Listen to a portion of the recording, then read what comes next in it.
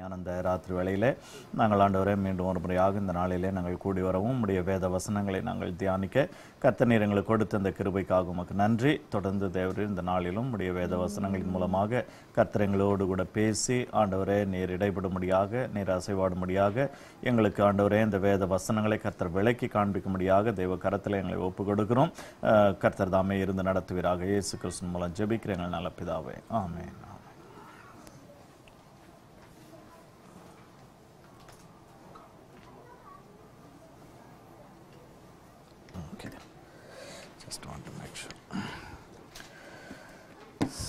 நம்ம அதாவது ராஜாக்கள் பார்த்துக்கிட்டு இருந்தோம். அதில் இந்த இஸ்ரவேலில் யெரொபெயாம் இரண்டாவது யெரொபெயாமுடைய அந்த காலங்களில் நம்ம இருக்கிறோம்.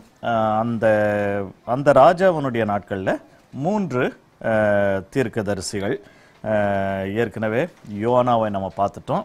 இப்போ இன்றைக்கு நம்ம பார்க்க போகிறது அடுத்தது நம்ம பார்க்க போகிறது ஆமோஸ் தீர்க்க தரிசனத்தை நம்ம பார்க்க போகிறோம். அதுக்கப்புறம் ஓசியா தீர்க்கதரிசி. இந்த 3 தீர்க்கதரிசிகளும் இந்த யெரொபெயாமினுடைய காலத்தில் அவர்கள் தீர்க்க தரிசனம் சொன்னவர்கள். இந்த ஜெரபாம் இவன் 40 இயர்ஸ் அரசாண்டான். அது மட்டும் இல்லை, இவனுடைய ஏறக்குறைய மோரார்லஸ் கண்டெம்பரரி அங்கே யூதாவில் உசியா ராஜா. உசியாவும் ஒரு இம்பார்ட்டன்ட் கிங், ரொம்ப நாள் அரசாண்டான் அப்படின்னு சொல்லிட்டு நம்ம பார்க்குறோம். ஸோ இந்த குறிப்பிட்ட நாட்களில் என்ன நடக்குதுன்னு சொன்னால், இஸ்ரவேல் யூதாவுக்கு அவர்களுக்குள்ள ஒரு விதமான ஒரு கோல்டு வார் மாதிரி உள்ளுக்குள்ள அவங்களுக்கு ஒரு பிரச்சனைகள் ஏற்பட்டாலும் நம்ம ஏற்கனவே நம்ம பார்த்தோம். இந்த யெரொபெயாம் அந்த 2வது ஜெரொபாம் 2 அவனுடைய நாட்களில் இஸ்ரவேல் ஆகட்டும் யூதாவாகட்டும் இட் ஸ்டார்டட் ஃப்ளரிஷிங் அப்படின்னு சொல்லிட்டு நம்ம பார்த்தோம். ப்ராஸ்பர் அப்படின்னு சொல்லிட்டு நம்ம பார்த்தோம். அதுக்கு main reason what was happening around இஸ்ரேலை சுற்றிலும் இருக்கக்கூடிய அந்த காரியங்கள். ஏன்னு சொன்னால், அந்த அசீரியன் அந்த எம்பையர் அவங்களுக்குள்ள நிறைய காரியங்கள் அதில் அவங்க கன்சால்டேட் பண்ண வேண்டியதாக இருந்துச்சு. இஸ்ரவேலினுடைய பிரைம் எனிமி ஆகிய சிரியா இப்பொழுது அசிரியாவை டேக்கிள் பண்ண வேண்டியதாக இருந்தபடினால இப்போ சிரியாவினுடைய பவர் குறைஞ்சு போனது. அந்த பவர் குறைஞ்சு போன அந்த நேரத்தில் என்ன செய்தாங்கன்னு சொன்னால், இந்த இஸ்ரவேல் அந்த சிரியாவினுடைய பல பகுதிகளை இவங்க எடுத்தாங்க. அதாவது சிரியா ஏற்கனவே பிடிச்ச பகுதி அதையும் திரும்ப எடுத்துக்கிட்டு சிரியாவினுடைய இன்னும் சில பகுதிகளையும் இஸ்ரேல் இந்த நார்தன் கிங்டம் திரும்ப எடுத்துட்டாங்க. அதே போல் சதர்ன் கிங்டம் அதை நம்ம பின்னாடி பார்ப்போம். அந்த ஜூடா என்ன பண்ணாங்கன்னு சொன்னால், அவங்க சில பிலிஸ்டைன் கண்ட்ரிஸையும் என்ன செய்தாங்க, அவர்கள் பிடித்து கொண்டார்கள் அப்படின்னு சொல்லிட்டு நம்ம பார்க்கிறோம். சோ இந்த நிலைமையில இந்த இஸ்ரவேல் ஆகட்டும் யூதாவாகட்டும் அவங்க நல்ல ஸ்ட்ராங்கா வளர்ந்தாங்க. அப்படி வளரும்போது ஏற்கனவே அவங்களுக்கு நிறைய ஸ்பிரிச்சுவல் கிரைசிஸ் இருந்துகிட்டே தான் இருந்துச்சு. ஆனா இப்போ அது இன்னும் அதிகமாக வளர ஆரம்பிச்சது. ஸோ அந்த நேரத்தில் தான் ஆண்டவர் இப்போ இது அதாவது இன் காட்ஸ் கிங்டம் பெர்ஸ்பெக்டிவ்லையும் சரி, தேவன் தம்முடைய கால திட்டங்களின்படி நடத்த வேண்டிய காரியங்களிலும் சரி, இது ஒரு முக்கியமான காலம். அதனால தான் யோனாவை குறித்து நம்ம பார்த்தோம். இதுவரைக்கும் இஸ்ரவேலுக்கு இருந்த அந்த ஒரு கிருபையை ஆண்டவர் என்ன செய்யறாரு, இப்ப நினிவேக்கும் அவர் கொடுக்கிறாரு. இது யோனாவால புரிந்து கொள்ள முடியாத ஒன்று அப்படின்னு சொல்லிட்டு நம்ம பார்க்கிறோம். அது மட்டும் இல்ல, இந்த ஆமோஸும் அவனுடைய தீர்க்க தரிசனங்களில் இது மாதிரி எருசலேமை இஸ்ரவேலை சுற்றிலும் இருக்கக்கூடிய தேசங்களுக்கு வரக்கூடிய அந்த ஒரு தண்டனை, ஒரு நியாய தீர்ப்பை குறித்து அந்த இடத்துல பேசியிருக்கிறான். சோ இந்த ஒரு நிலைமையில இப்பொழுது ஆமோஸை குறித்து நம்ம படிக்க போகிறோம். இந்த ஆமோஸ் மூலமாக தேவன் பல காரியங்கள், ஈவன் ஃபார் இமிடியட், அதுக்கப்புறம் அதாவது கொஞ்ச காலம் கழிச்சு நடக்கக்கூடிய ஒரு காரியம், அடுத்தது ஈவன் இன்னும் வெரி வெரி ஃபியூச்சர், இன்னைக்கு கூட நடந்து கொண்டிருக்கக்கூடிய காரியம், இனி நடக்க போற காரியத்தையும் இந்த ஆமோஸ்ல தீர்க்க தரிசனமா அதுல எழுதி வச்சிருக்கிறாங்க அப்படின்னு சொல்லிட்டு நம்ம பார்க்கிறோம். ஸோ இதுல ஆமோஸ் அப்படின்னு சொன்னா பர்டன் பேரர், இல்லைன்னு சொன்னா தமிழ்ல என்ன சொல்லலாம், சுமை தாங்கி இல்லை சுமையை சுமப்பவன் சுமை தாங்கி அப்படின்னு சொல்லிட்டு சொல்லலாம் ஆமோஸ்னுடைய அர்த்தம். ஸோ இதில் வந்து இன்னைக்கு இன்ட்ரடக்ஷன்களை தான் நம்ம பார்க்க போகிறோம். ஸோ யாராவது ஒருத்தர் அந்த ஆத்தர் அதை பற்றி படிப்போமா?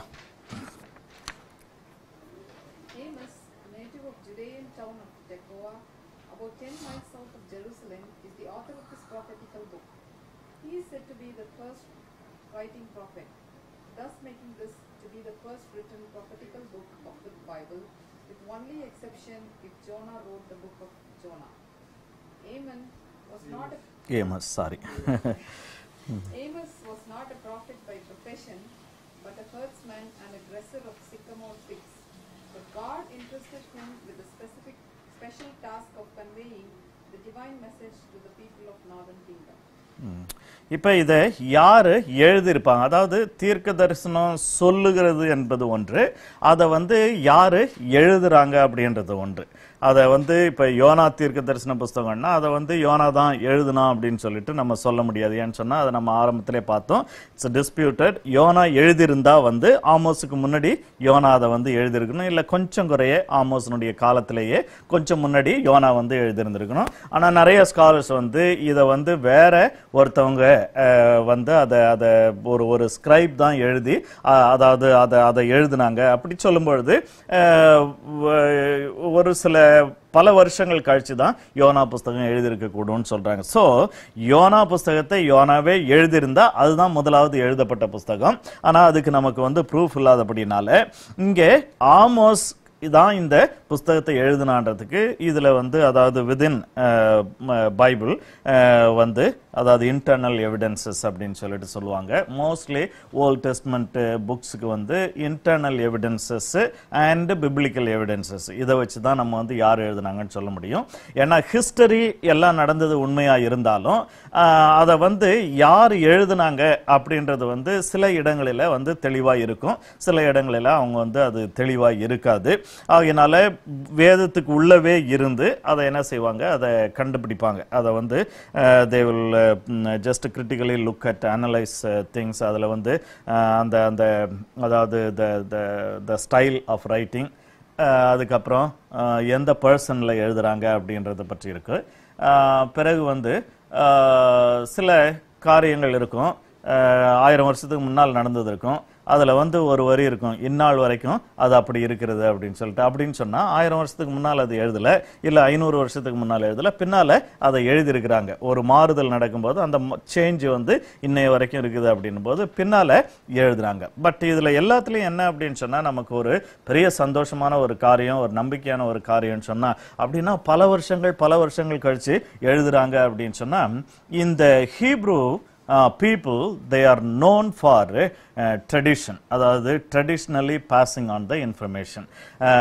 அதாவது அது என்ன சொல்றதுன்னா இப்ப அதாவது ஒரு சந்ததி இன்னொரு சந்ததிக்கு சொல்லி இன்னொரு சந்ததி இன்னொரு சந்ததிக்கு சொல்லி இதை வந்து இப்படியே அதை வந்து ரொம்ப அக்யூரேட்டா அவங்க வந்து அதை ஃபாலோ பண்ணுவாங்களா. they are known for that. அது வந்து அதாவது பைபிள் ஸ்காலர்ஸ் பிலீவ் பண்றது என்னன்னு சொன்னா it's a gift and the grace of God over the people of Hebrews. அந்த எபிரேய ஜனங்களுக்கு கர்த்தர் கொடுத்த அது வந்து அதாவது வாய் வழியாகவே அதை வந்து பிரிசர்வ் பண்ணி ரொம்ப நாள் அதை வந்து அந்த இன்ஃபர்மேஷன்லாம் வச்சிருந்தாங்க.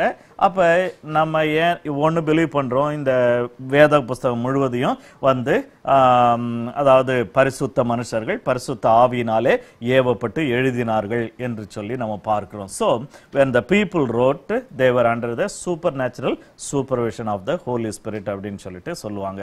அப்ப என்னன்னு சொன்னா இந்த preservation of informationல வந்து ஹோலி ஸ்பிரிட்டுக்கு பங்கு இருக்குது. ஆகையினால வெறும் மனுஷர்களே வந்து வாயில சொல்லி அதை பாதுகாத்தாங்க அப்படின்னு சொன்னா நம்ம சந்தேகப்படுறதுக்கு உண்டு. காரணம் பரிசுத்த ஆவியானவர் இதை எழுத வைக்கிறார் அப்படின்னு சொல்லும் பொழுது இதனுடைய preservation of the information இதை வந்து அங்கேயே ஹோலி ஸ்பிரிட் வந்து கம்ப்ளீட்டா அதை வந்து அவர் எடுத்துட்டு வந்திருக்கிறார், மக்களுக்கு அறியாமலேயே அதை எடுத்துட்டு வந்திருக்கிறார். So so the bottom line இங்கே என்னன்னு சொன்னா இந்த ஆமோஸ் புஸ்தகத்தை ஆமோஸ் எழுதினார்ன்றதுக்கு இன்டர்னல் எவிடன்சஸ் நமக்கு இருக்குது. அப்ப ஜோனாவது வந்து டிஸ்பியூட்டடா இருக்கிறபடினால ஃபார் ஷோர் இது வந்து ஆமோஸ்னால எழுதப்பட்ட இல்ல முதலாவது எழுதப்பட்ட தீர்க்க தரிசன புஸ்தகம் என்று சொல்லி நம்ம சொல்லலாம். ஸோ அப்ப இந்த ஆமோஸ் வந்து ஏன்னா நம்ம இப்போ வந்து நார்தன் கிங்டம் பற்றி பார்த்துட்டு இருக்கோம், இஸ்ரேலை பற்றி. ஆனா இஸ்ரேலை பற்றி பார்க்கும் பொழுது இந்த ஆமோஸ் தீர்க்கதரிசி எங்க இருந்து வரான்னு சொன்னா சதர்ன் கிங்டம்ல இருந்து வரான். அவன் வந்து ஜெருசலேமுக்கும் கீழே south 10 mile south of Jerusalem அப்படின்னு சொல்லிட்டு பார்க்குறோம். ஆகினால இவன் வந்து ஹீஸ் அ ஜூடாவில இருந்து வரக்கூடியவன். அவன் வந்து என்ன செய்யறான்னு சொன்னா ஹி கோஸ் டு நார்த் வந்து அந்த நார்தன் கிங்டம் ஆர் இஸ்ரேல், அதை வந்து சமாரியான்னு சொல்லுவாங்க. இன்னும் கூட ஆண்டவர் வந்து எப்ராயிமே அப்படின்னு சொன்னா வந்து யூதால மேலே இருக்கக்கூடிய இஸ்ரேலுக்கு வந்து இன்னொரு பேரு தேவன் சொல்லக்கூடியது எப்ராயிம் அப்படின்னு சொல்லிட்டு சொல்லுவார். ஸோ ஆகையினால இந்த நார்தன் கிங்டம் இஸ்ரேல் எப்ராயிம் ஆறு இந்த சமாரியா இது எல்லாமே வந்து இந்த நார்தன் கிங்டம் குறிக்குது அப்படின்னு சொல்லிட்டு நம்ம அறியலாம். ஆக இங்கே நம்ம பார்க்கிறது அவன் சவுத்ல இருந்து அவன் வரான். அது மட்டும் இல்ல அவன் என்ன சொல்றான், நான் வந்து தீர்க்கதரிசியும் அல்ல தீர்க்கதரிசியினுடைய புத்திரனும் அல்ல, ஆடுகளை மேய்க்கிறவனும் அத்திப்பழங்களை பொறுக்குகிறவனுமாய் இருந்த என்னை ஆண்டவர் அழைத்து என்ன செய்தாரு, இந்த தீர்க்க தரிசனத்தை சொல்லும்படியாக அனுப்பினார் என்று சொல்லி. அது மட்டும் இல்ல, அவன் வந்து he was a traveling missionary from one place to another place. இங்கிருந்து அவன் நார்த்துக்கு போயிட்டு, அது கூட நார்த்துக்கு எங்க போனான் அப்படின்னு சொன்னா முதலாவது எரபயாம் வந்து எங்கே அந்த விக்கிரகத்தை நாட்டினானோ அந்த இடத்துல போயிட்டு அவன் என்ன செய்யறான், அந்த ப்ராஃபஸிய தீர்க்க தரிசனங்களை சொல்லுகிறான் அப்படின்னு சொல்லிட்டு நம்ம வந்து அதை பின்னால அதை குறித்து நம்ம பார்க்க போகிறோம். ஆகையினால இவன் வந்து ஒரு he was not a prophet by profession. அந்த நாட்களில் வந்து தீர்க்கதரிசனுடைய மகன்கள் வந்து தீர்க்கதரிசிகளா இருப்பாங்க. அது எப்படி என்ன ஏதுன்னு சொல்லிட்டு தெரியல, அந்த அழைப்பு மற்ற காரியங்களை பற்றி நமக்கு தெரியல. ஆனாலும் கூட அதாவது என்ன நம்ம அண்டர்ஸ்டாண்ட் பண்ணிக்கலாம்னு சொன்னா, அங்க அந்த நாட்கள்ல இந்த தீர்க்கதரிசியினுடைய பிள்ளைகள் தீர்க்கதரிசி, அவங்களுடைய பிள்ளைங்க தீர்க்கதரிசி, அழைப்பு இருக்குதோ இல்லையோ, தேவன் வெளிப்படுத்துறாரோ இல்லையோ, அவங்க வந்து அப்படியே வந்து ஒரு மேபி ஒரு நாலேஜ் பேஸ்ல வந்து அவங்க தீர்க்கதரிசிகளா இருக்கலாம்.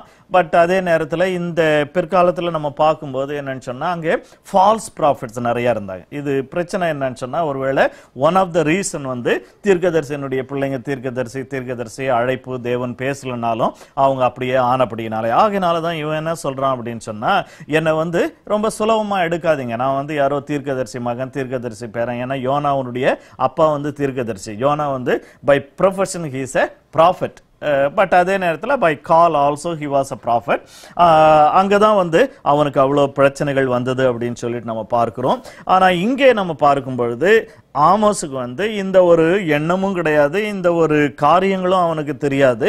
அவன் வந்து ஆடு மேய்க்கிறவன், அத்திப்பழங்களை பொறுக்குகிறவன் என்று சொல்லி நம்ம பார்க்கிறோம். அப்படிப்பட்டவனை ஆண்டவர் அழைத்து என்ன செய்தாரு, அவனுக்கு ஒரு செய்தியை கொடுத்து அந்த செய்தியை அந்த விசேஷமாக அந்த வட தேசத்து மக்களுக்கு சொல்லும்படியாக அனுப்புகிறார் அப்படின்னு சொல்லிட்டு பார்க்கிறோம். இந்த ஆமோஸனுடைய காலத்துல அவனோடு கூட இருந்த கண்டெம்பரரி ப்ராஃபிட்ஸ், அவன் காலத்துல தீர்க்க தரிசனம் சொல்லிக் கொண்டிருந்த மற்ற தீர்க்கதரிசிகள் யாருன்னு சொன்னா, இதே இஸ்ரவேல்ல ஓசியா என்று ஒரு தீர்க்கதரிசி. இவனுக்கு கொஞ்சம் முன்னாடி தான் யோனா போயிட்டபடினால அதை நம்ம போடல.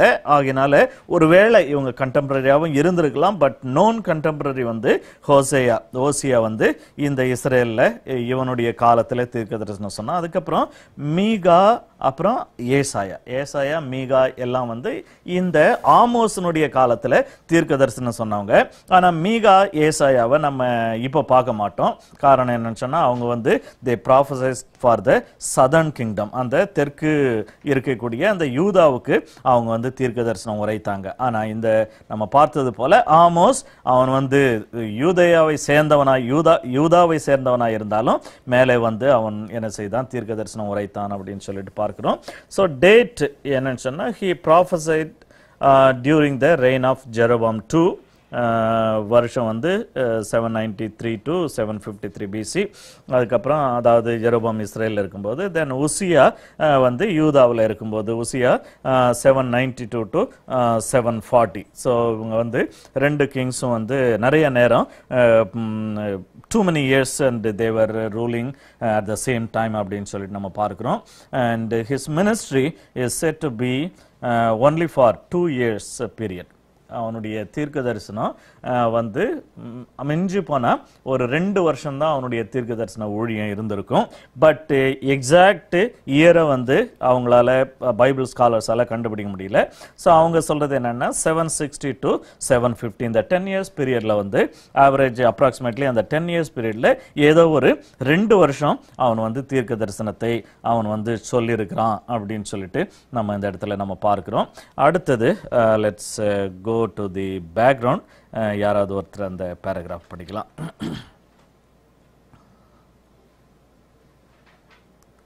As we have learnt earlier, mid 8th century BC was a time of prosperity and victory for both Israel and Judah.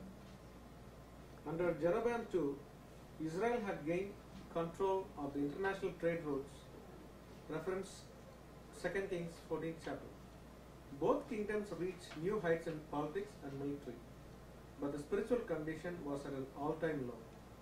There was widespread idolatry and immorality, and the poor were oppressed by the rich living in luxury.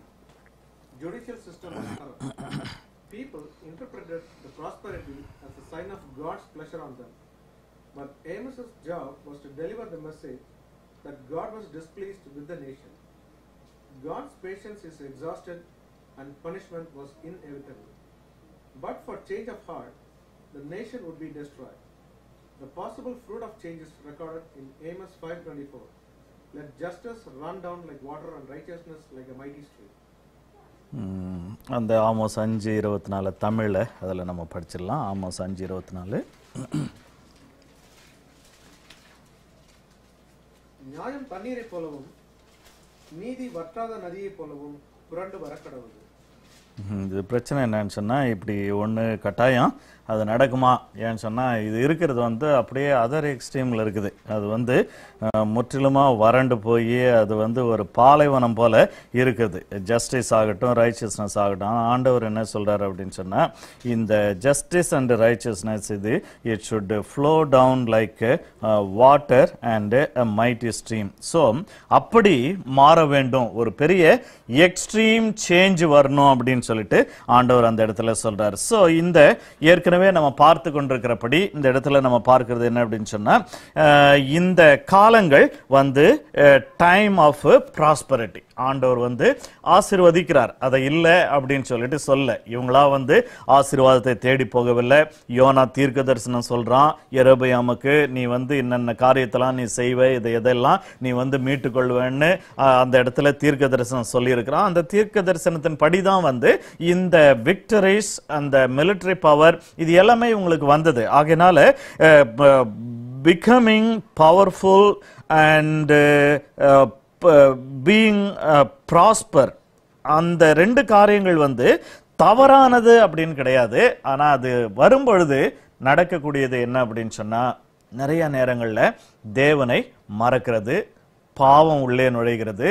அது மட்டுமல்ல, பரிசுத்தத்திற்கு அடுத்த காரியங்கள் குறைவுபட்டு அசுத்தங்கள் உள்ளே வருகிறது. ஒன்று வந்து பாவத்தினாலே அசுத்தம், இம்மொராலிட்டி.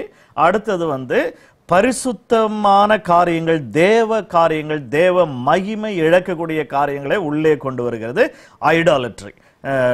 பைபிள் முழுசு நம்ம பார்த்தோம்னு சொன்னா, இந்த ரெண்டையும் ஆண்டவர் ஒரே நேரத்தில் அதை யூஸ் பண்ணிட்டே இருப்பார். ரெண்டும் இன்செப்பரபிள் சின் அப்படி அதுதான் இருக்கும்.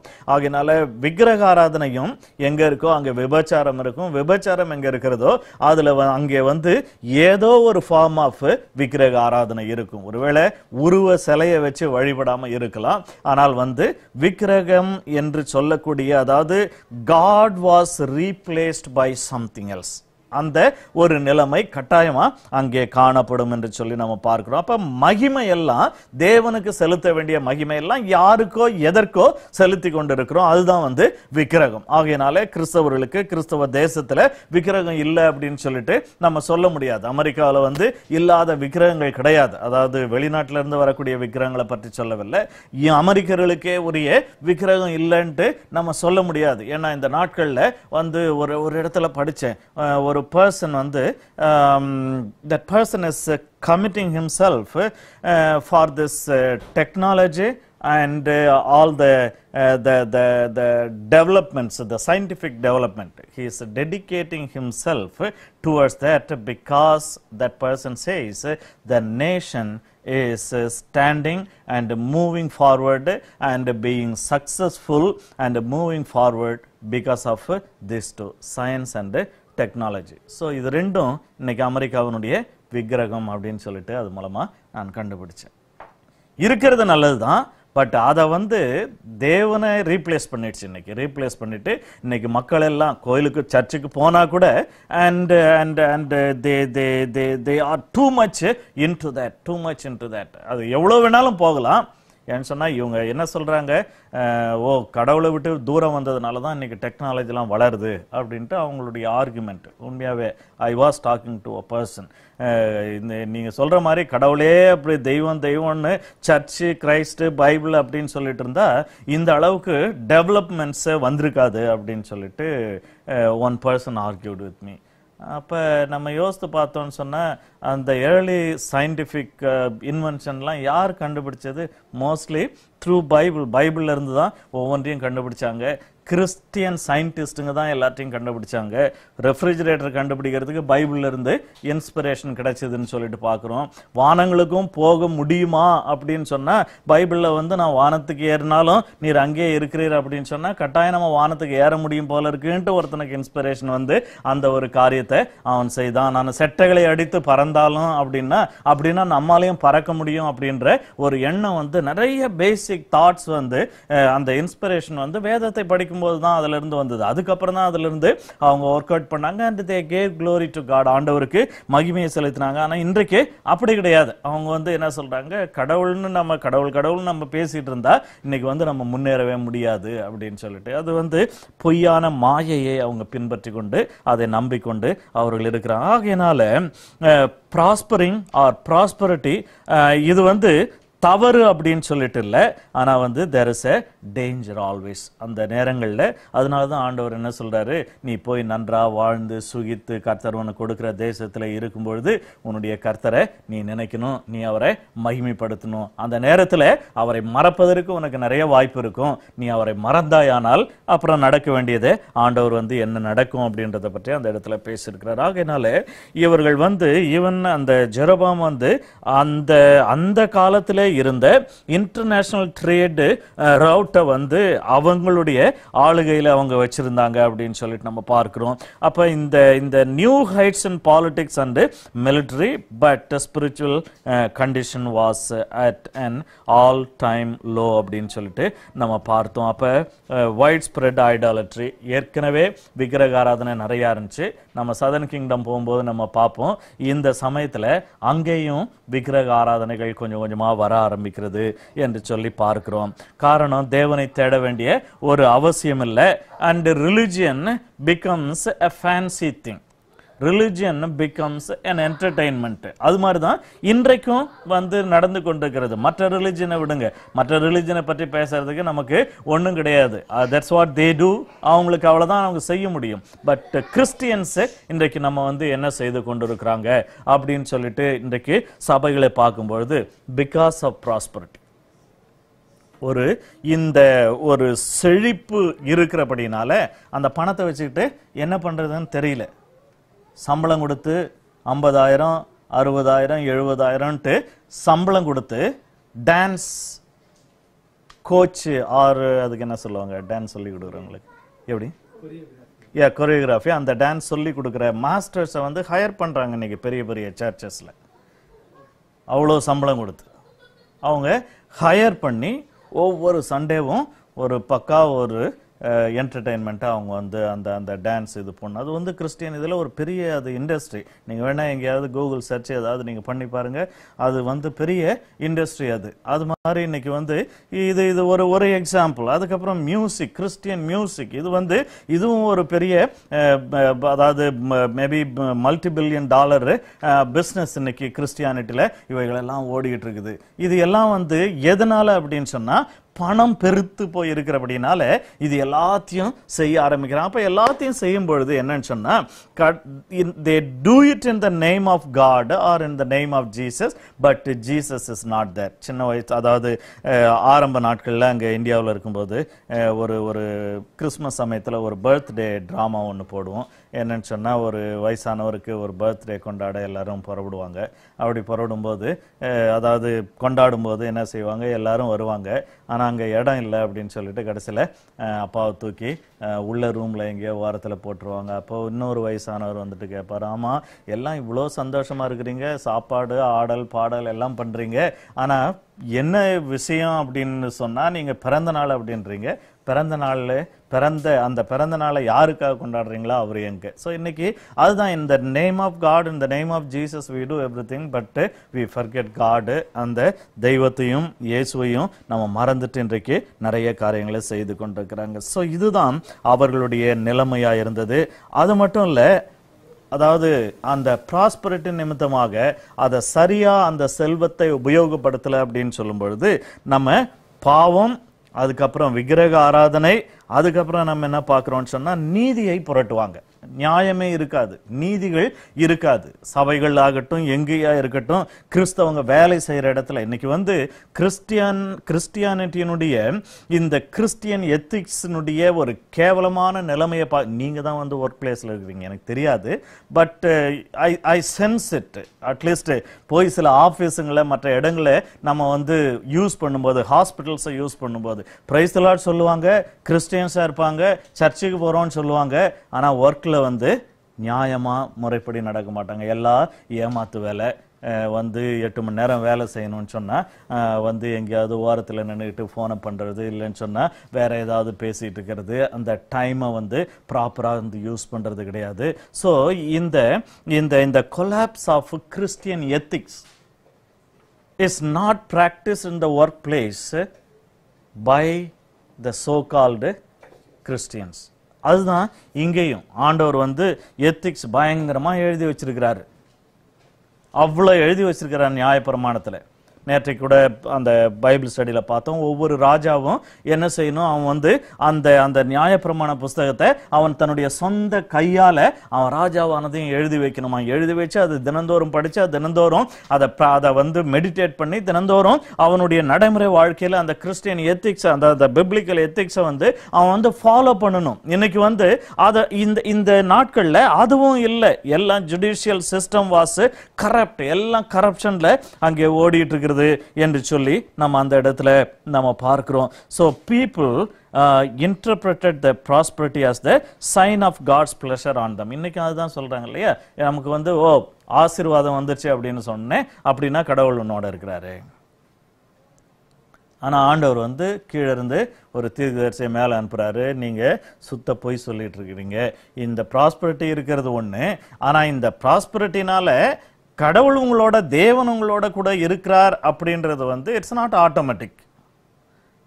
ஆகினால தேவன் இந்த செல்வ செழிப்பின் காலங்களிலே உங்களை நீங்க கெடுத்து கொண்டீங்க. ஆகினால தேவன் வந்து உங்களுடைய அந்த பிரைஸ் லார்டு, அந்த காட்ஸ் க்ளோரி, அந்த இதுங்களை எல்லாத்தையும், உங்களுடைய ரிச்சுவல் எல்லாத்தையும் அருவருக்கிறார் அப்படின்னு சொல்லிட்டு அந்த இடத்துல சொல்லும்படியாக தீர்க்கதரிசி அனுப்புறார். அவங்களுக்கு என்னன்னு சொன்னா ப்ராஸ்பரிட்டி. இன்னைக்கு நம்ம என்ன சொல்றோம் அப்படின்னு சொன்னா சபைகள்ல ஓகே அங்க 1000 பேர் வராங்க, அங்க 500 பேர் வராங்க, அங்க 200 பேர் வராங்க அப்படின்னு சொன்னா கட்டாயம் ஆண்டவர் அவங்களோட இருக்கிறாரு, அவங்க வந்து ஆண்டவருக்கு பிரியமான ஊழியத்தை செய்யறாங்க. ஞானையா ஒரு சம்பவம் சொல்லுவாங்க.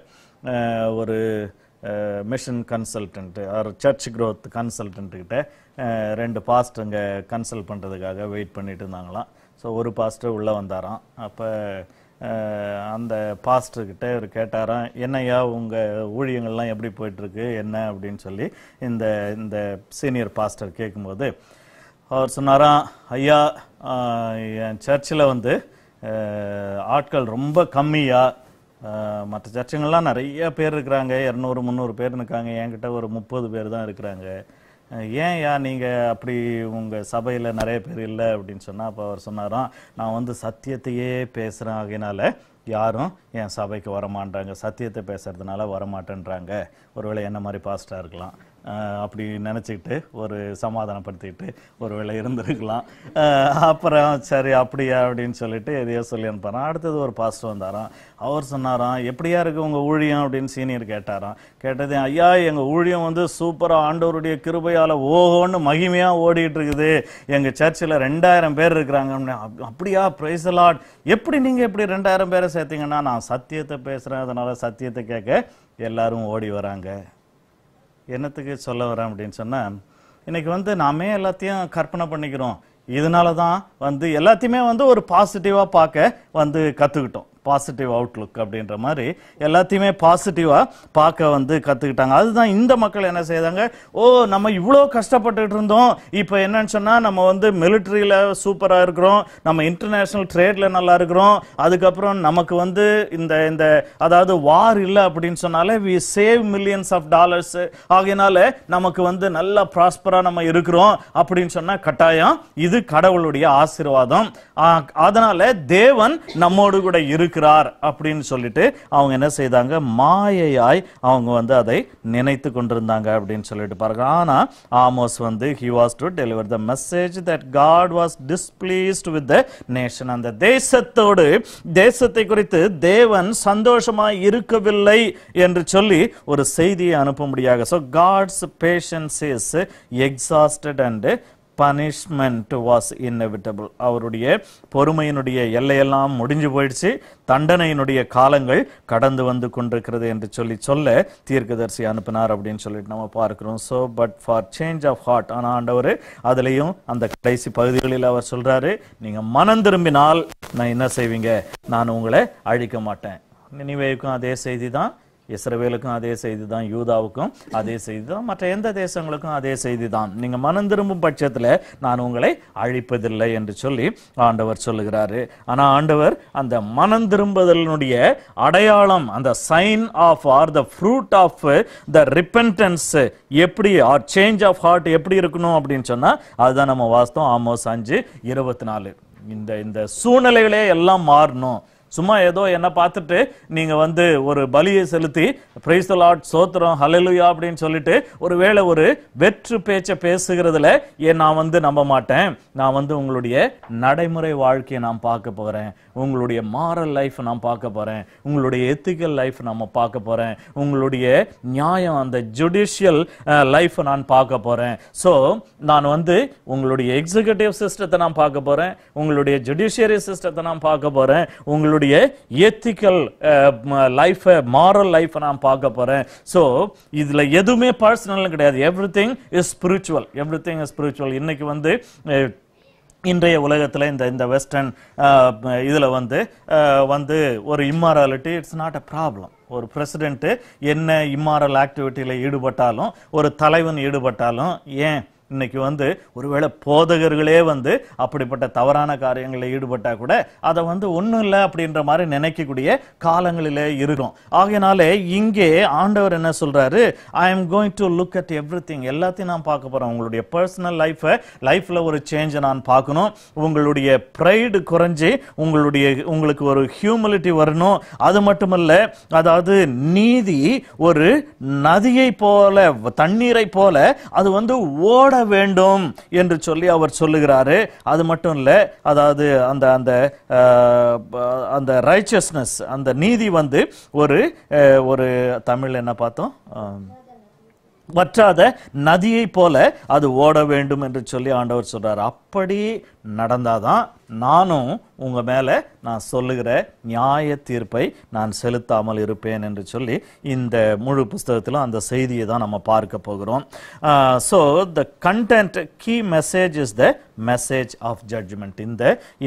இந்த ஆமோஸ் புஸ்தகம் முழுவதிலும் நம்ம பார்க்க போறது என்னன்னு சொன்னா நியாய தீர்ப்பை குறித்து ஆண்டவர் பேசுகிறார் என்று சொல்லி பார்க்கிறோம். Judgement on 8 nations including Judah and Israel. 8 தேசங்களின் மீது வந்து நியாய தீர்ப்பை நான் கொண்டு வருவேன் என்று சொல்லி ஆண்டவர் சொல்றாரு. அந்த 8 தேசங்கள்ல 6 தேசம் தேவனை அறியாத தேசம், 2 தேசம் தேவனை அறிந்திருக்கிற தேசம் என்று சொல்லி பார்க்கிறோம். அதுல முதலாவது தமஸ்கு, இரண்டாவது காசா.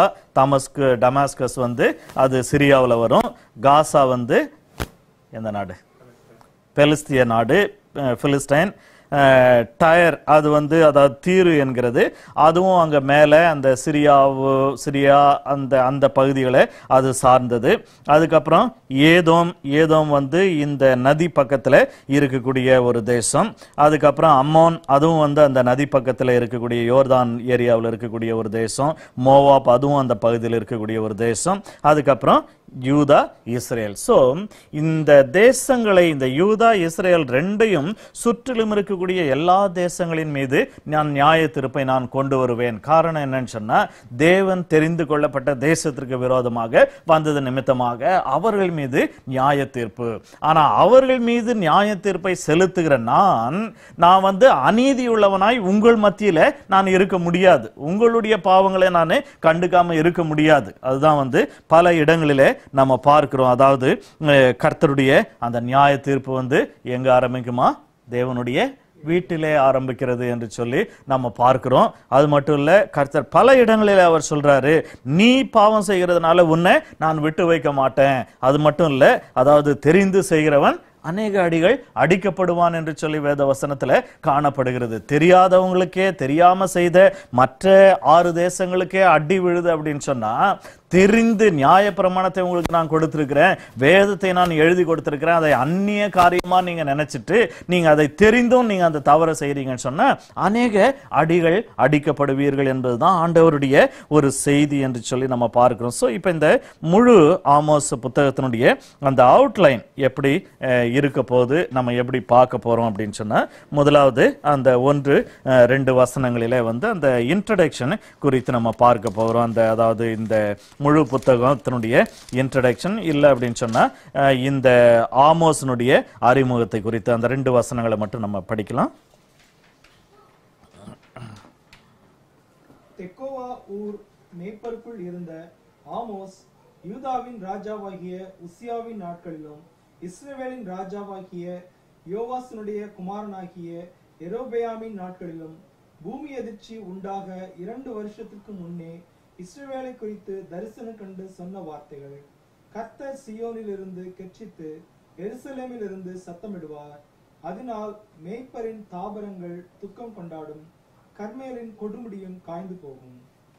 சோ இதுல மற்ற தேசங்களை எல்லாம் சேர்த்தாலும் கூட ஆண்டவர் குறிப்பா இதுல வந்து இந்த major message is for Israel and also to some extent it is for Judah also. இந்த யூதாவுக்கும் உண்டு என்று சொல்லி நம்ம பார்க்கிறோம். இதுதான் வந்து இதனுடைய அறிமுகம். அதுக்கப்புறம் நம்ம வந்து மற்றதுல நம்ம பார்க்க போறோம்னு சொன்னா, நம்ம ஏற்கனவே பார்த்தோம் அந்த pronouncing judgment on the nations. அதுல வந்து முதல் அதிகாரம் 3வது வசனத்திலிருந்து 2வது அதிகாரம் முழுவதும் நம்ம பார்க்க போகிறோம். அதுல வந்து 3வது வசனத்திலிருந்து 5வது வசனம் வரைக்கும் தமஸ்குவினுடைய வந்து அது மேல வரக்கூடிய நியாய தீர்ப்பை ஆண்டவர் சொல்றாரு. அதுக்கப்புறம் 1வது அதிகாரம் 6 இருந்து 8 வரைக்கும் அந்த 3 வசனங்கள்ல காசாவின் மேல வரக்கூடிய நியாய தீர்ப்பு, 9-10 வசனங்கள் தீருவின் மீது வரக்கூடிய நியாய தீர்ப்பு, 11-12 வந்து ஏதோமின் மேல வரும் நியாய தீர்ப்பு, 13 15 வரைக்கும் அந்த 3 வசனங்கள் அம்மோன், அதுக்கப்புறம் 1 2வது அதிகாரம் முதல் 3 வசனங்கள் மோவாப், அப்புறம் 4-5 வந்து யூதாவை குறித்தும் அந்த இடத்துல ஒரு ஷார்ட் மென்ஷன் இருக்கிறது. பட் அதுக்கப்புறம் 2-16 வரைக்கும் இஸ்ரவேலின் மேலே வரக்கூடிய நியாய தீர்ப்பை குறித்து, அதாவது 2:6-16 வரைக்கும். ஸோ இதுல மட்டும் 11 வசனங்களை ஆண்டவர் வந்து சொல்றாரு. 11 வசனங்களை வந்து இஸ்ரவேலுக்கு உபயோகப்படுத்தார். மற்றபடி எல்லாருக்குமே வந்து 2 வசனம் 3 வசனங்கள்ல அந்த நியாய தீர்ப்பை சொல்லி முடிக்கிறாரு. ஆனா இஸ்ரவேலுக்கு வரும்பொழுது அங்கே 11 வசனங்கள் இருக்கிறது. 11 வசனம் மட்டுமல்ல, 3வது அதிகாரத்திலிருந்து ஏறக்குறைய கடைசி அதிகாரத்தினுடைய ஒரு 4 வசனங்கள் வரைக்கும் 5 வசனங்கள் வரைக்கும் ஆண்டவர் என்ன செய்றாரு, முழுக்க முழுக்க இஸ்ரவேலின் மேலே அவர் செய்ய போகிற நியாய தீர்ப்பை குறித்து அந்த இடத்துல பல விதங்களிலே சொல்லுகிறார். இதுல 2 என்னன்னு சொன்னா, ஒன்னு வந்து பை பிரீச்சிங் ஆரக்கல்ஸ், அவங்க வந்து மெசேஜஸ் ஆர் பிரீச்சிங், அந்த பிரீச்சிங் ஆஃப் த ப்ராஃபஸி. அதுக்கப்புறம் என்ன பார்க்கிறோம்னு சொன்னா விஷன்ஸ் ஆஃப் ஜட்ஜ்மெண்ட், தீர்க்க தரிசனம், அதாவது தரிசனங்களை கண்டு அந்த தரிசனங்களை என்ன சொல்லுகிறான் மற்ற மக்களுக்கு அவன் வந்து சொல்லுகிறான் அப்படின்னு சொல்லிட்டு பார்க்கிறோம். ஸோ இதுல 3ல இருந்து 6 வரைக்கும் இருக்கக்கூடியது 3, 4, 5, 6 இந்த 4 அதிகாரங்கள்ல நம்ம வந்து இந்த இஸ்ரவேலுக்கு விரோதமாக இவன் பிரசங்கிக்கிற தீர்க்க தரிசன வார்த்தைகளை குறித்து நம்ம பார்க்கிறோம். அதுல வந்து 3 பகுதிகளாக அந்த 4 அதிகாரங்களை பிரிப்போம். அதுல என்னன்னு சொன்னா the judgment on chosen people, தெரிந்து கொள்ளப்பட்டவர்கள் மீது வரக்கூடிய நியாய தீர்ப்பு, அதை குறித்து நம்ம பார்க்கிறோம். அடுத்தது judgment on God's unresponsive people அப்படின்னு சொல்லிட்டு பார்க்கிறோம். அதாவது கேட்கிறாங்க, கேட்டு ஒரு ரெஸ்பான்ஸும் இல்லாதபடிக்கு, ஒரு அசைவும் இல்லாதபடிக்கு இருக்கக்கூடிய ஜனங்களின் மேல வரக்கூடிய நியாய தீர்ப்பை குறித்து ஆண்டவர் சொல்ல போகிறாரு.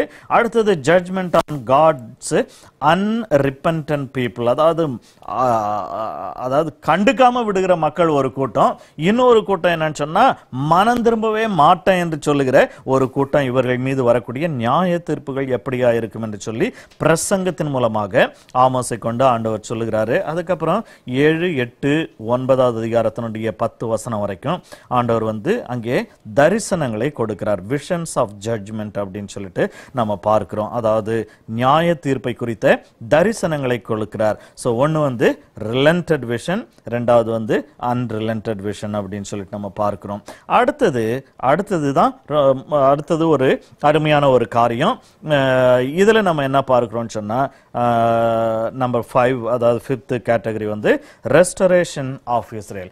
இவ்வளவு நியாய தீர்ப்புகளை, ஜட்ஜ்மெண்ட்டை ஆண்டவர் வந்து சொல்லிக்கொண்டே இருந்தாலும் அங்கே கடைசியில ஒரு 5 வசனத்தை அவர் சொல்லுகிறார். என்ன சொல்றாருன்னு சொன்னா, நான் உங்களை கட்டாயம் திரும்ப கொண்டு வருவேன், இந்த இடத்திற்கு நான் உங்களை கொண்டு வருவேன். அதுல குறிப்பா கவனிக்க வேண்டியது என்னன்னு சொன்னா, அவர் வந்து இஸ்ரவேல் இடத்துல பேசும்போது சொல்றாரு, அந்த வட தேசத்தை குறித்து பேசும்போது சொல்றாரு, நான் உங்களை திரும்ப இந்த இடத்திற்கு நான் கொண்டு வருவேன் என்று சொல்லி ஆண்டவர் வந்து அந்த அந்த அந்த அந்த நாட்களிலே அந்த 8th செஞ்சுரியில ஆண்டவர் வந்து சொல்றார். ஸோ அப்படின்னா கிறிஸ்து பிறப்பதற்கு முன்பாக ஏறக்குறைய 700 வருஷத்திற்கு முன்பாக வந்த ஒரு தீர்க்க தரிசனம். ஆனா அது வந்து எப்ப நிறைவேறுதுன்னு சொன்னா இந்த நாட்கள்ல நிறைவேறி கொண்டிருக்கிறது. ஏன்னு சொன்னா சதர்ன் கிங்டம் ஜூடா வந்து அதை வந்து இம்ப்ரெஷன் பண்ணிட்டு போனாங்க Babylonians.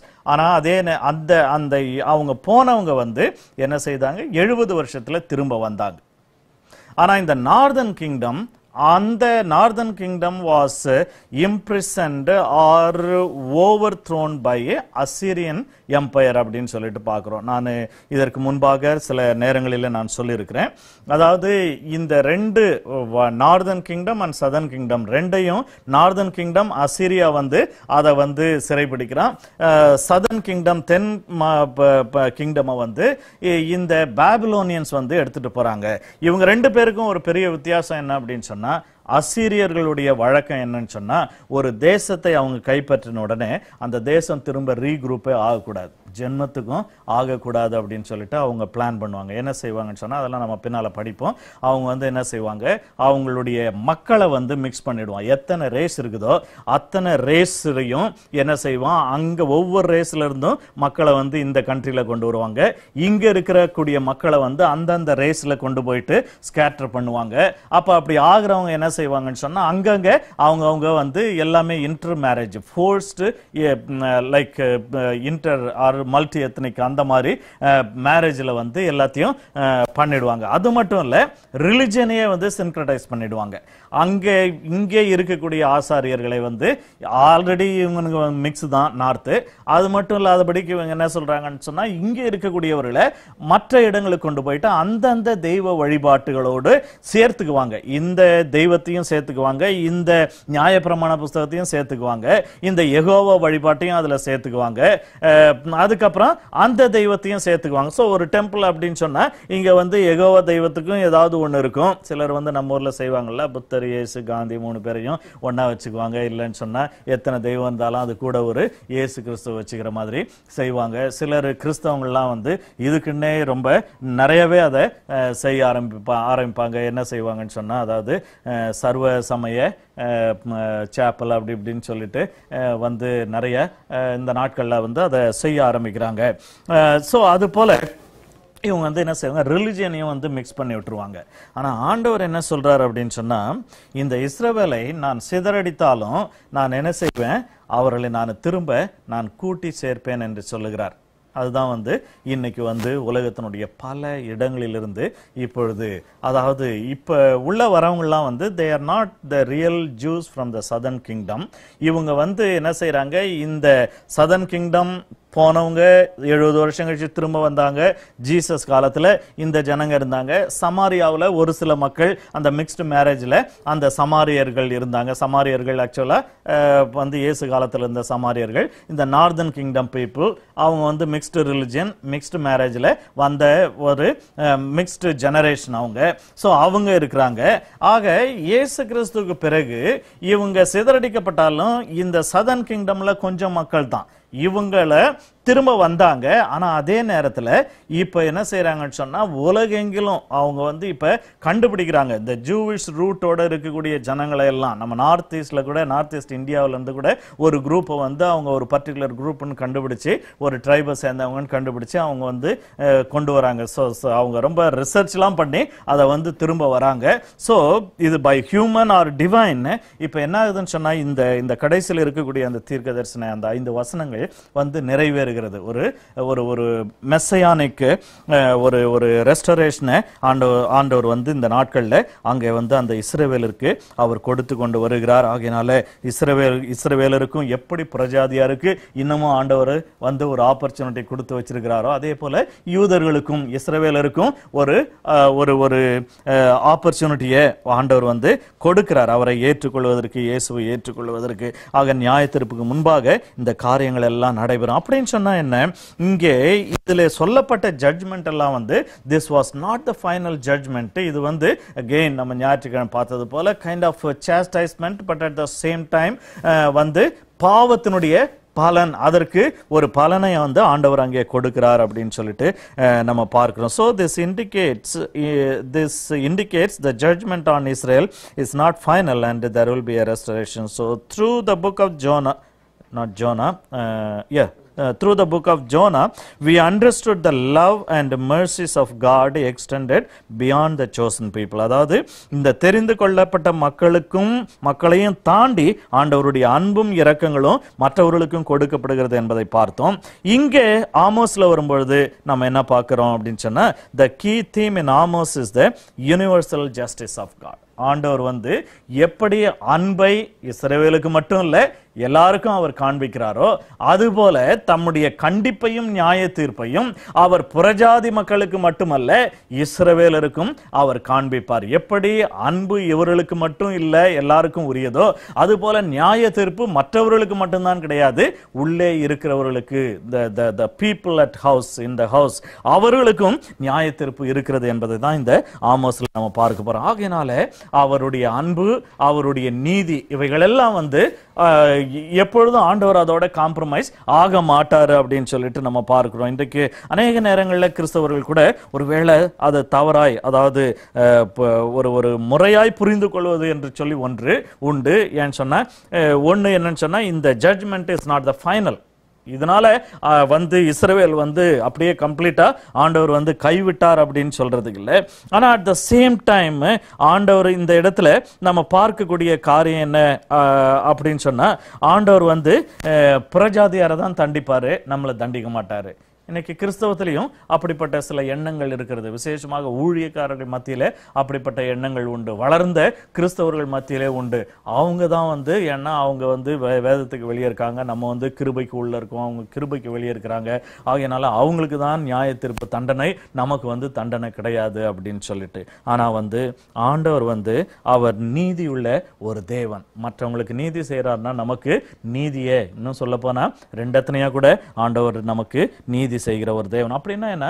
God has a higher expectation on us. நம்ம மேல ஒரு பெரிய, இன்னும் அதிகமா வெளிப்படுத்தல் சொல்லும்போது, பாவம் செய்கிறவன் இன்னும் பாவம் செய்யட்டும், அநியாயம் செய்கிறவன் இன்னும் அநியாயம் செய்யட்டும், கடைசியில் வரும்பொழுது பரிசுத்தமாகிறவன் இன்னும் பரிசுத்தமாகட்டும் அப்படின்னு சொல்லிட்டு ஆண்டவர் சொல்றார். பரிசுத்தமாகிறவன் அப்படியே கொஞ்சம் மெயின்டைன் பண்ணிக்கிட்டே இருந்துக்கோ அப்படின்னு சொல்லிட்டு அவர் சொல்ல, அங்க பாவம் பெருகி கொண்டே போகும்பொழுது பரிசுத்தம் பெருகி கொண்டே போக வேண்டும் என்பதுதான். அப்படின்னு சொன்னா நம்ம கிட்ட டபுள் ஸ்டாண்டர்ட் இல்ல, ஹையர் ஸ்டாண்டர்டை ஆண்டவர் எதிர்பார்க்கிறார் அப்படின்னு சொல்லிட்டு நம்ம பார்க்கிறோம். Then finally the key themes, அதுல ஒவ்வொரு தீமா நம்ம அதை படிச்சு நம்ம முடிச்சிடுவோம். ஒவ்வொருத்தரும் ஒன்று படிக்கலாம். முதல் theme, The Lord Yahweh is the creator of the universe. Therefore, his ethical norms are universal, and all people are subject to judgment in light of them. இது நமக்கு ஏற்கனவே நம்ம அதான் பார்த்துட்டு இருந்தோம். அந்த தேவன் அவர் இஸ்ரவேலரை மட்டும் சிருஷ்டித்தவர் அல்ல, அவர் எல்லாரையுமே சிருஷ்டித்த தேவன். சகல சிருஷ்டிக்கும் அவர் கர்த்தர் தேவன் என்று சொல்லி பார்க்கிறோம். ஆகையினாலே அவருடைய எத்திக்கல் நார்ம்ஸ் ஆர் யூனிவர்சல் அப்படின்னு சொல்லிட்டு நம்ம பார்க்கிறோம். ஆகையினாலே ஆண்டவருடைய அந்த நியாய தீர்ப்புக்கு எல்லாருமே உட்பட்டவர்களாய் இருக்கிறாங்க. நம்பர் 2,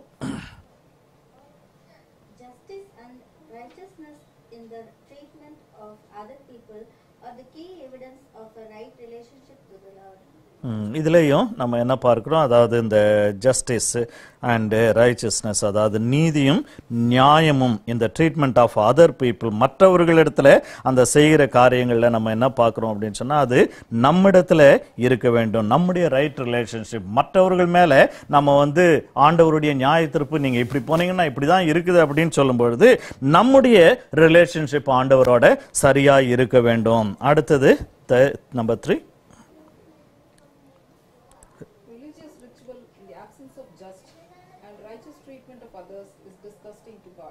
ஆமா, இதுதான் நம்ம அதிகமாய் கவனிக்க வேண்டிய ஒன்றா இருக்கிறது. அதாவது இன்னைக்கு பாவங்களையும் செய்து கொண்டு இந்த ரிலிஜியஸ் காரியங்களையும் அதை செய்து கொண்டே இருக்கிறோம் அப்படின்னு சொல்லும்போது, so the religious rituals are good and they are wonderful, but the religious rituals in the absence of, I'm not talking about the traditional rituals, but the religious practices in the absence of just and righteousness, righteous treatment of others is disgusting to God அப்படின்னு சொல்லிட்டு நம்ம பார்க்கிறோம். ஆண்டவர் உங்களுடைய பலிகளை நான் வெறுக்கிறேன், அதை நான் அருவருக்கிறேன், அவைகள் எனக்கு முன்பாக அருவருப்பாய் இருக்கிறது அப்படின்னு சொல்லிட்டு ஆண்டவர் சொல்லுகிறார். ஆகையினால தான் நம்ம தேவ சமூகத்தில் போகும்பொழுது நம்ம பூரணமானவர்கள் அல்ல. அதனால தான் ஜெபத்தில் போகும்பொழுது நம்ம முதலாவது கல்வாரியின் இடத்துல போயிட்டு நம்மை தாழ்த்தி ஆண்டவருடைய சமூகத்தில் நம்மை ஒப்பு கொடுக்கிறவர்களாய் நம்ம காணப்பட வேண்டும். Then number 4, Israel's covenant with the Lord did not guarantee special protection for them when they broke the covenant. Rather, it meant that they would be held to a higher standard of obedience and would be subject to more scrutiny in judgment. ஆமா, ஏன் சொன்னா அவங்கெல்லாம் covenant அவங்களுக்கு இல்லை. அந்த கவனன்ட்டுக்கு வெளியிலே, உடன்படிக்கைக்கு வெளியிலே இருக்கக்கூடிய ஜனங்கள், உடன்படிக்கைக்கு உள்ளே இருக்கிற ஜனங்கள்னா everything is so clearly neatly written down. அது எல்லாம் 1 பாயிண்ட் 2 பாயிண்ட் 3 பாயிண்ட் 4 பாயிண்ட் கிளாஸா பிரிச்சு ஆண்டவர் அந்த கவனன்ட் எல்லாத்தையும் கொடுத்துட்டாரு. அந்த கவனன்ட் எல்லாத்தையும் கொடுத்துட்ட பிறகு கவனன்ட் தெரியாதவங்களே பாவம் செய்யும் பொழுது அவர்களையே ஆண்டவர் தண்டிக்கிறார்னு போது இந்த கவனன்ட்டை மீறினவங்களுக்கு அதிக தண்டனை. ஏன்னு சொன்னா இங்கே நம்ம பார்த்தது போல அவர் ஹையர் ஸ்டாண்டர்ட்ஸ் நமக்கு செட் பண்ணிட்டாரு. அந்த ஸ்டாண்டர்டுக்கு நம்ம எல்லா ப்ரொவிஷன் நம்ம கொடுத்திருக்கிறாரு. நம்ம அதை செய்யாம இருக்கும் பொழுது we will be under like subject to more scrutiny in judgment அப்படின்னு சொல்லிட்டு நம்ம பார்க்கிறோம். அடுத்தது 5th theme point, thus the day of the Lord will not be a time of miraculous deliverance for unrepentant Israel, rather it will be a ஆமா. ஆக இந்த தீர்க்க தரிசனங்கள்ல பார்க்கும்போது கர்த்தருடைய நாள், கர்த்தருடைய நாள், கர்த்தருடைய நாள்ன்ட்டு அந்த தீர்க்கதரிசி அதை பேசுவாங்க. ஒருவேளை அதை உண்மையாவே அந்த பிரசங்கத்தை நேர்ல கேட்கும்போது எப்படி இருந்திருக்கும்னு தெரியல. அந்த டே ஆஃப் த லார்ட், கர்த்தருடைய நாள். அப்ப அவர் சொல்றாரு, கர்த்தருடைய நாள் மகிழ்ச்சியா இருக்காது, அது மப்பும் மந்தாரமான நாள், அது இடி முழக்கம் உள்ள ஒரு நாள், அது ஒரு கொடூரமான ஒரு நாள் என்று சொல்லி, அது ஒரு அந்தகாரம் உள்ள ஒரு நாள், அது பயங்கரமாய் உன் மீது வரும் கர்த்தருடைய நாள் என்று சொல்லி அந்த கர்த்தருடைய நாளை குறித்து அந்த தீர்க்கதரிசிகள் இதுல பேசியிருக்கிறாங்க. It would be a time of terrible destruction அப்படின்னு சொல்லிட்டு நம்ம பார்க்கிறோம். அடுத்தது 6வது கடைசி point படிச்சிடலாம். Yet a faithful remnant would be preserved and would someday see a day of glorious restoration and blessing. Amen, praise the Lord. So always ஆண்டவருடைய காரியங்கள்ல இந்த ஒரு ஹோப்ஃபுல் காரணம் என்னன்னு சொன்னா, the sixth point makes God our God. அவர்தான் அந்த point தான் அவரை தேவனாக்குகிறது. ஆகையினால அவர் மொத்தத்தையும் எடுத்து போட்டுட்டு ஹோப்லெஸ் மாதிரி, ஐயோ நான் கம்ப்ளீட் மிஸ்டேக் பண்ணிட்டேன், கம்ப்ளீட் அட்டர் ஃபெயிலியர் ஆயிடுச்சு, ஹியூமனிட்டியே இல்லைன்னு சொன்னா இந்த ஜனங்களை தெரிந்து கொண்டதுல இந்த நேஷன் மேல எனக்கு கம்ப்ளீட் ஃபெயிலியர் ஆயிடுச்சு, ஆகையினால மொத்தத்தையும் தூக்கி போட்டுட்டு நான் வேற ஒரு ஜனங்களை இல்ல பெலிஸ்தியர்களை நான் தெரிந்து கொள்ள போகிறேன், இல்லைன்னு சொன்னா இந்தியர்கள்ல ஒருத்தரை நான் தெரிந்து கொள்ள போகிறேன், சைனீஸ்ல ஒரு கூட்டத்தை நான் ஆண்டவர் ஈஸியா இன்னொரு ஜனத்தை தெரிஞ்சு கொண்டு வந்திருக்கலாம். ஆனா அவர் செய்யல. நான் உன்னை தான் கூப்பிட்டேன், நான் இங்கதான் தொட்டேன், நான் இந்த ஜனத்தை வச்சுதான் நான் எல்லா காரியத்தையும் செய்வேன், இந்த ஆபிரகாமுடைய சந்ததியை கொண்டுதான் நான் ஜனங்களை தேசங்களை நான் ஆசீர்வதிக்க போகிறேன், இந்த ஆபிரகாமுடைய சந்ததியில தான் நான் மீட்பற மேசியாவை நான் கொண்டு வர போகிறேன். தேவன் தீர்மானித்து விட்டார். ஆகையினாலே இவ்வளவு நடந்தாலும் ஆண்டவர் என்ன சொல்றாரு அப்படின்னு சொன்னா, நான் உங்களை நான் திரும்பவும் நான் கொண்டு வருவேன். அப்ப என்னன்னு சொன்னா, வேதத்துல பழைய ஏற்பாட்டுல விசேஷமா புதிய ஏற்பாட்டிலையும் சரி, என்ன காரியங்கள் நடந்தாலும் சரி, எவ்வளவு நடந்தாலும் சரி, எலியாவினுடைய காரியத்துல ஆண்டவர் சொல்லி இருக்கிறாரு, பாகாலுக்கு முன்பாக மண்டிடாத, முழங்கால் படிடாத 7000 பேரை நான் வச்சிருக்கிறேன்.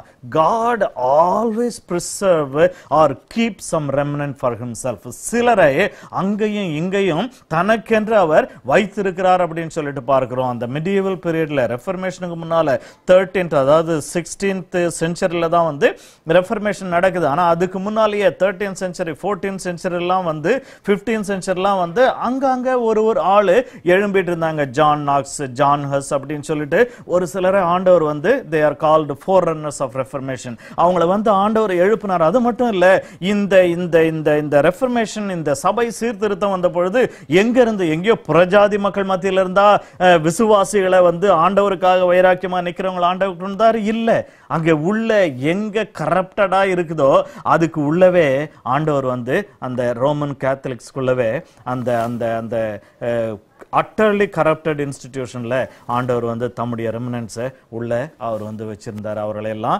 ஆண்டவர் வெளியே கொண்டு வந்தார் அப்படின்னு சொல்லிட்டு பார்க்கிறோம். இந்த நாட்களிலேயும், இந்த கடைசி நாட்களிலேயும் சபை வெளிப்படுத்தலை நம்ம பார்க்கிறது போல எல்லாம் இப்படித்தான் இருக்கும். இருந்தாலும் கூட ஆண்டவர் அவருடைய அந்த மீந்தவர்கள் ரெமினன்ட் அப்படின்னு சொல்லிட்டு ஆண்டவர் அதை கட்டாயமா வச்சிருக்கிறார். அதுதான் இந்த தீர்க்கதரிசன புத்தகத்திலே அந்த கடைசி 5 வசனங்களிலே நம்ம பார்க்க போகிறோம். So yet a faithful remnant would be preserved and would someday see a day of glorious restoration and blessing. ஆகையினால ஆண்டவர் தம்முடைய இஸ்ரவேலையே ஆண்டவர் இன்னும் அந்த அந்த அவர்களை திரும்ப கொண்டு வரணும் அப்படின்ற ஒரு எண்ணத்தோட செயல்படுறாரு அப்படின்னு சொன்னா, பழைய உடன்படிக்கைக்கு உரியவர்களையே புதிய உடன்படிக்கைக்கு உரிய நம்மை எந்த விதத்துல, தம்முடைய சபையை ஆண்டவர் எந்த விதத்திலும் முற்றிலுமாக அவர் கைவிட்டு விட மாட்டார். ரெமினன்ட்டை வச்சிருக்கிறாரு. அந்த ரெமினன்ட்டை ஆண்டவர் மகிமைப்படுத்துவார் என்று சொல்லி நம்ம பார்க்கிறோம். ஆகையினால இந்த அந்த இந்த செய்தியில, இந்த தீர்க்கதரிசன புஸ்தகத்துல நம்ம, அதாவது யோனாவில ஆண்டவருடைய அன்பு எல்லாருக்கும் உரியது என்று சொல்லி பார்த்தோம். இங்கே நம்ம இப்ப பார்க்க போகிறது ஆண்டவருடைய நியாய தீர்ப்பும் எல்லாருக்குமே அது உரியது என்று சொல்லி நம்ம பார்க்க போகிறோம். அந்த அந்த காரியங்களை கர்த்தர் நமக்கு ஆசீர்வதித்து கொடுப்பாராக. தலைகளை வணங்கி நம்ம ஜெபிக்கலாம். ஹல்லேலூயா, ஸ்தோத்திரம்பா, நன்றி ராஜா. யாராவது ஒருத்தர் இந்த நேரத்தில் ஜெபம் பண்ணலாம், ஜெபிச்சு முடிப்போம். Praise you, Father.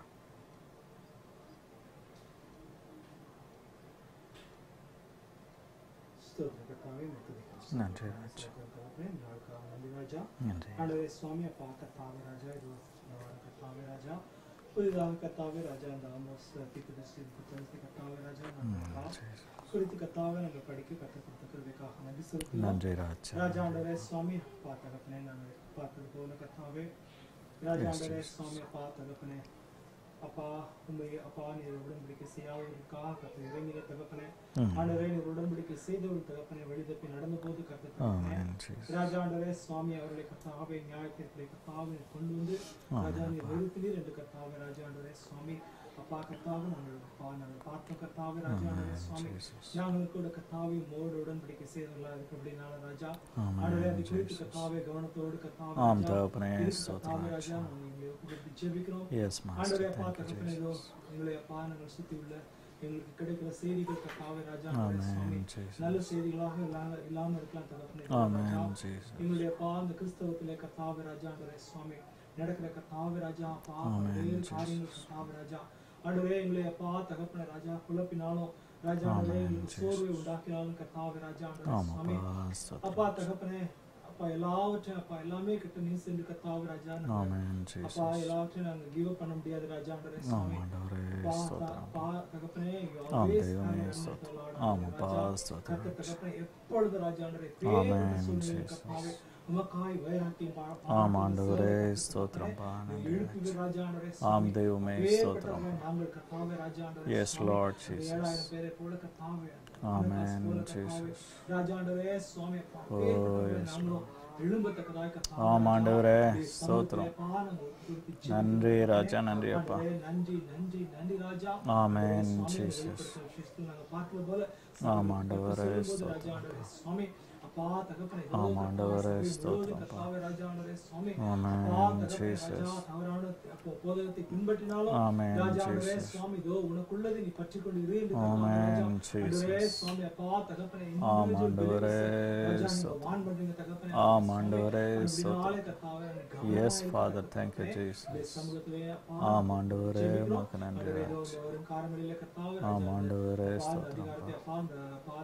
Amen Jesus. வாசிக்கும் போது நன்றி எங்களோடு பேசி கர்த்தாவே ஆண்டவரே ஸ்தோத்திரம். சண்டே கேட்டது போல பரிசுத்த ஆவியானவர் நீதியை குறித்தும் நியாயத்தை குறித்தும் ஆண்டவரே ஸ்தோத்திரம். Yes Lord Jesus. வேதத்தின் மகத்துவங்களை கர்த்தாவே எங்களுக்கு நினைப்பூட்டி ராஜா ஆண்டவரே ஆமென் ஜீசஸ். இதுவே நடவுங்க என்று ஓ எஸ் லார்ட் ஜீசஸ். சமூகத்தை ஒப்புக்கொடுத்து ஜெபிக்கிறோம். ஆண்டவரே ஸ்தோத்திரம்.